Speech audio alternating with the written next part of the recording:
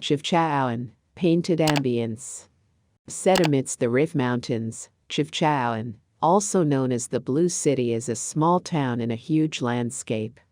Amongst all the Morocco cities to visit, this one is popular for solo traveling and exploring the town's famous blue and white painted houses. The people are also super friendly, so you will surely get to revel in some sweet hospitality here that makes this one of the top places to visit in Morocco. Don't forget to check out the secluded and quiet Ras El Ma, one of the most fascinating and secret places to visit in Morocco. Now, the first thing you should know is how to reach this beautiful city. The answer is simple. To reach here, take a flight from Marrakech to either Tangier, Tetuan, Fez, or if you must, Casablanca. From airport, take a taxi to the CTM bus station. There are 3 things to do when you get to this city. The first thing is, go for hiking and wild swimming in the surrounding countryside.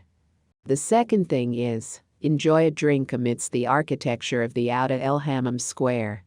The last thing is, soak in the fascinating waterfalls of Ras El Ma. Thank you for watching the video. Please like, share and subscribe.